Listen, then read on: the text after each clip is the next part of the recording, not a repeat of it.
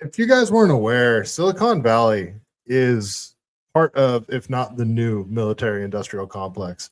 I mean, other than actually, I don't think Palmer Luckey is even out of Silicon Valley, but when you think of the military industrial complex, you typically think of like Lockheed Martin, Boeing, Northrop Grumman, Raytheon, those kind of companies, many of them which are here in the Bay Area, but they're not, tech companies like OpenAI, Google, Palantir, Facebook. The thing is, those companies are just as much a part of the military industrial complex as the other companies, the weapons manufacturers that I mentioned. And for the last few weeks, OpenAI and Anthropic have sort of been having like a not a bidding war with the U.S. government, but the Pentagon and the Department of Defense, whatever you want to call it now, they were using Anthropic for basically like autonomous targeting stuff. And Anthropic had like a back door to shut their stuff down in the event of some sort of emergency. I guess the government didn't like that too much. So they kind of like canceled their contract with Anthropic and then went with OpenAI. But then to establish targets in Iran, they still used Anthropic even after they cut their ties. So that turned into kind of a thing. I'll share this post from Mario Narfall with you. He made absolutely no. Yeah, I don't. What did he say? What did Gavin Newsom just say? I didn't even hear him like say anything of any sort of significance at all. Say Javeco, it's nice to see you, man. I don't know if we'll see Wally World tonight. California will be the target, so Gavin can use it to play hero and use it to propel him into the presidency. Yeah, if California got struck, that would be, like people rally around a wartime. Like think about Rudy Giuliani on 9/11. Everybody, the whole nation rallied around Rudy Giuliani. And I imagine something similar would happen if California was struck. But it couldn't be like just a drone hitting, a target. And there's, not to sound crass, but even if there was like 5 or 6 casualties, I'm talking about like a mass casualty event is something that would have to happen that would like stir up the whole country. All right, let's talk about this AI crap, shall we? This is from Mario Narfall. This is regarding the Anthropic situation, Anthropic OpenAI situation. So let me read what Mario says first. So Mario says the Pentagon has given Anthropic until, this is posted like 2 weeks ago.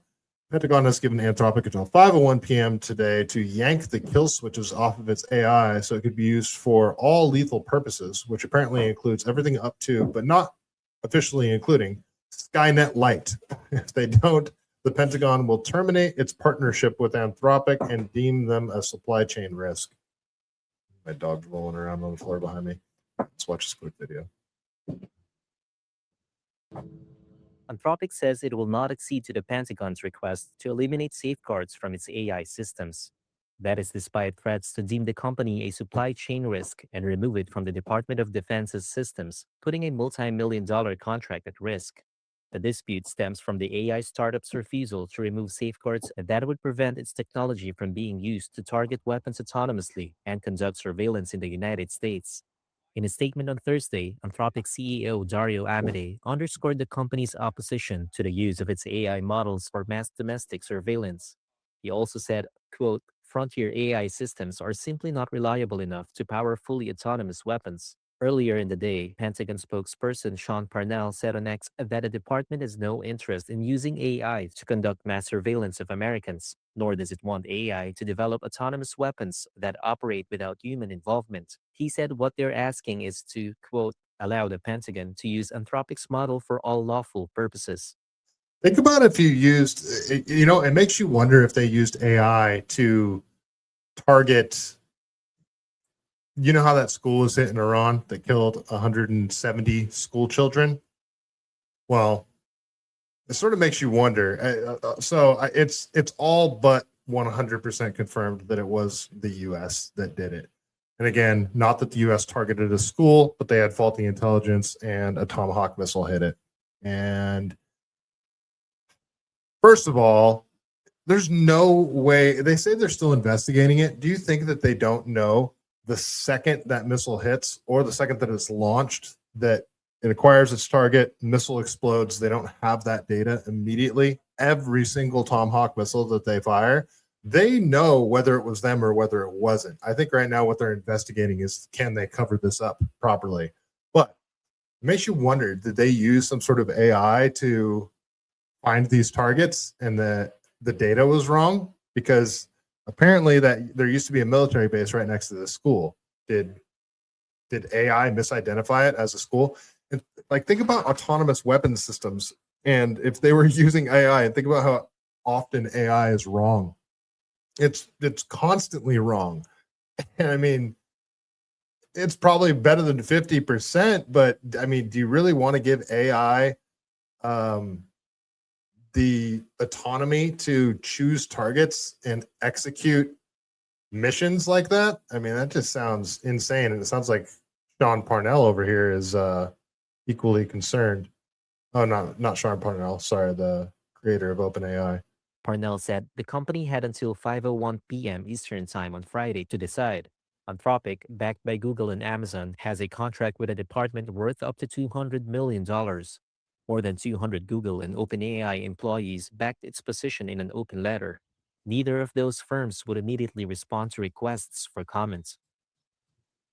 All right, I got another video of actual interview with the CEO of Anthropic. So let's listen to what he has to say here.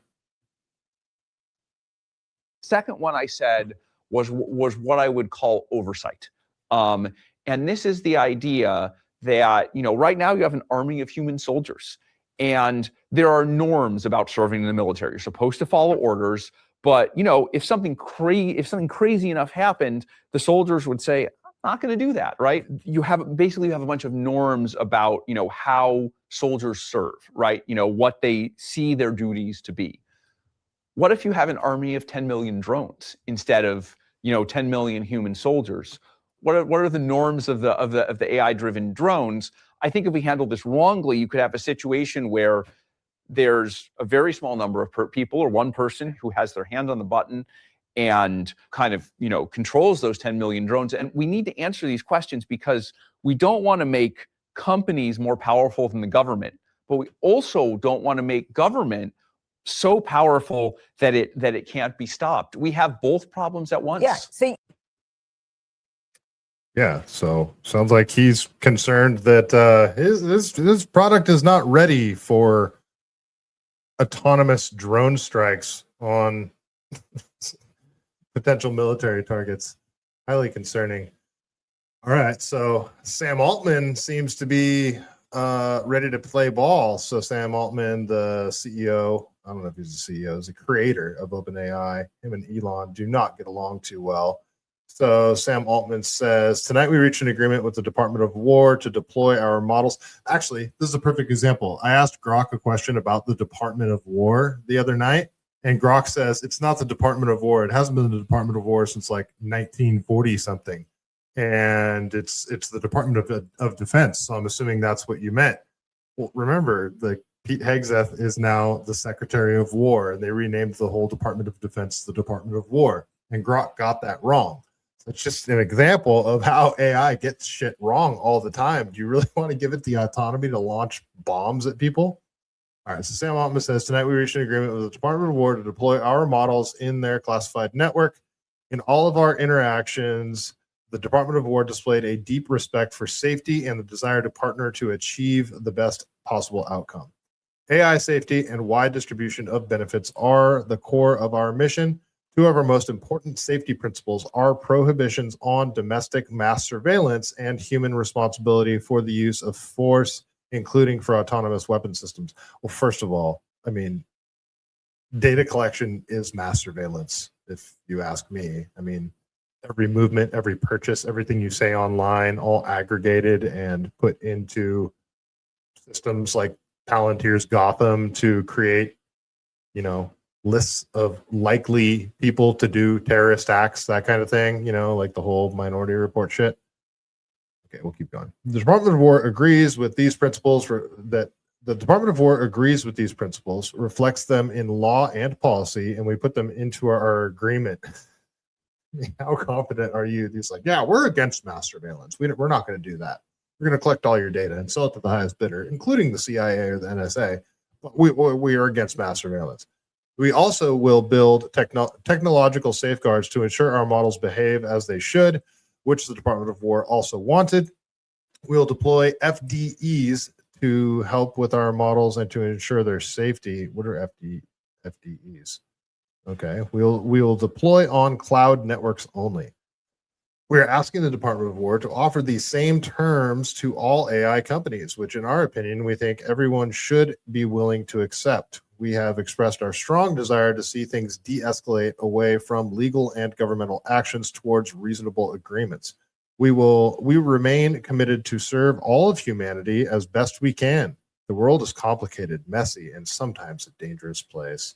And there's a community note on this that says, government officials have contradicted Sam's claim, saying OpenAI will allow the Department of War to use their models for all lawful purposes.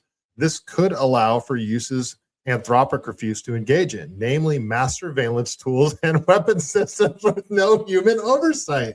Oh, incredible. So, yeah, he seems to be lying. There seems to be a little bit of a discrepancy on how his product will be used by the Department of War.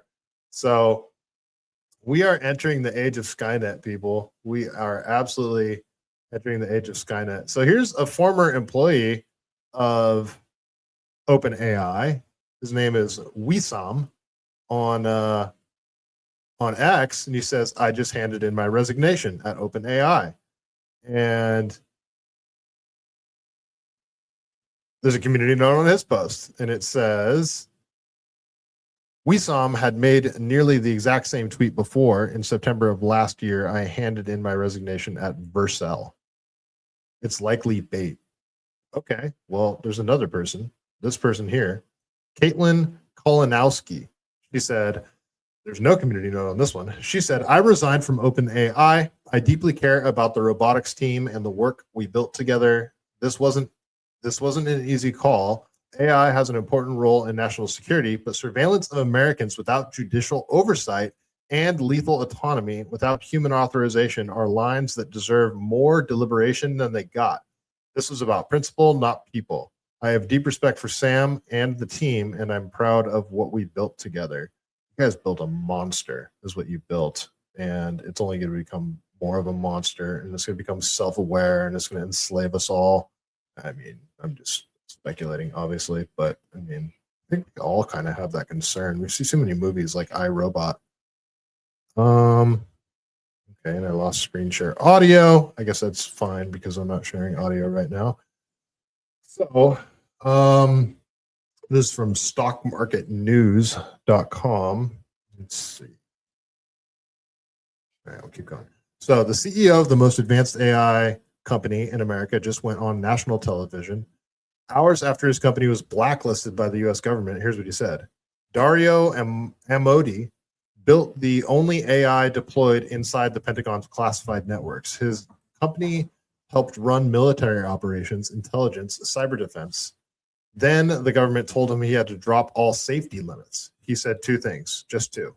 One is domestic mass surveillance. He explained the government can already buy your location data, your browsing history, your political affiliations, and private companies. Okay, exactly what I'm saying.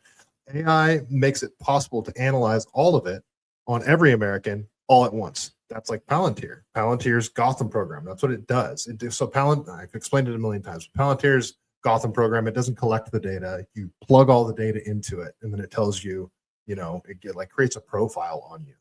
And you can aim it at anybody for any type of profile. So who's likely to commit a terrorist act? Who's likely to say something anti-Semitic? That kind of thing. And you can just plug in data and it'll give you a list of people that are likely to do those things. The actuality isn't legal. AI makes it possible to analyze all of it on every American all at once. That actually isn't legal. It was just never useful before the era of AI.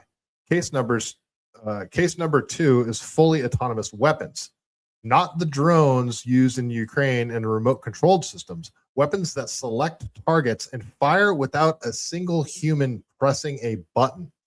The AI systems of today are nowhere near reliable enough. Obviously, like, when's the last time you used ChatGPT or Grok and you asked it a question and it gave you a wrong answer, and then you're like, actually, Grok, look at this. And it's like, oh yeah, I got that one wrong. My bad. Can you imagine actually, sorry, that wasn't a military. Here, Anthropic, that was a school, not a military target. Oh, thanks for pointing that out to me. My bad. 170 kids are dead. I'm not saying that's what happened, but I mean, it could have. We don't want to sell something that could get our own people killed or that could get innocent people killed. Did it already happen? I don't, man, this could get dicey. He approved 98% of what the Pentagon wanted. No one on the ground has actually run into the limits of any of these exceptions. The government wasn't fighting over something it needed. It was fighting over the right to have limits at all. They gave him 3 days. He said no. So the president called his company Radical Left Woke, then ordered every federal agency to stop using their technology. Then the Pentagon labeled them a national security risk, a designation that has never ever been used against foreign enemies. When asked if he'd received any formal legal action, he said this: "All we've seen are tweets from the president and tweets from Secretary Hegseth. No letter, filing, or legal document. When we received some kind of formal action, we will look at it, we will understand it, and we will challenge it in court." He said the defense secretary lied about the law. Hegseth tweeted that any company with military contracts can't do business with Anthropic at all. Emoji, that is not what the law said. The nature of the tweet was designed to create fear, uncertainty, and doubt. Asked if this was an abuse of power, he paused, then said, the designation, I'm sorry, I said something stupid earlier. The designation has never happened before with an American company. It was made very clear that this was retaliatory and punitive. I don't know what else to call it. Asked if Anthropic could survive, he didn't hesitate. Not only will it survive, we're going to be fine. Then the final question. If you had a moment with President right now, tonight, what would you say to him? We are patriotic Americans. Everything we have done has been for the sake of this country. The red lines have been drawn. We drew them because we believe that crossing those red lines is contrary to American values. Disagreeing with the government is the most American thing in the world, and we are patriots. The CEO just went on national television and told the president of the United States, you can blacklist us, you can name call us, you can threaten our business through tweets, but we will not build machines that spy on Americans or kill without human hands. So what are they trying to do? What is the Department of Defense trying to do with their products? I mean, it seems like they're trying to do exactly what we talked about, mass data collection, so they can plug it in. I feel like Palantir is going to be their go-to thing. They can mass data collection and plug it into some other, big tech, military, industrial complex AI system that they have in order to create target lists. I mean, that's what it seems like to me. So we'll keep going here because I lost audio on the video. I don't want to play it. So, all right, this is from an account called Tukey. I just found this interesting, so I wanted to read it here. Okay, chat's good. Let me explain what just happened because I don't think people understand how insane this is. So this is an example of how AI is wrong. A woman asked ChatGPT for legal help. It told her to fire her real lawyer. She did. Then it wrote a 40 plus page court filings citing laws that don't exist, cases that never happened, judges that never ruled. The other side spent $300,000 responding to completely made up legal documents. An AI hallucinated an entire legal career and nobody noticed for months. OpenAI is now being sued for $10 million. And this is the same company that just signed a deal with the Pentagon. they can't even stop their AI from faking court cases. But sure, give it access to military intelligence. What could possibly go wrong? Like, dude, this is a disaster waiting to happen. I mean, how soon does the Department of Defense want to deploy this stuff in the two different ways that they're concerned about? How soon do they want to deploy it for autonomous target selecting and then firing rockets at those targets? And then I'm not exactly clear on what exactly they want it to do with like mass surveillance. So yeah, I'm still a little bit confused on it. I guess we'll find out soon enough.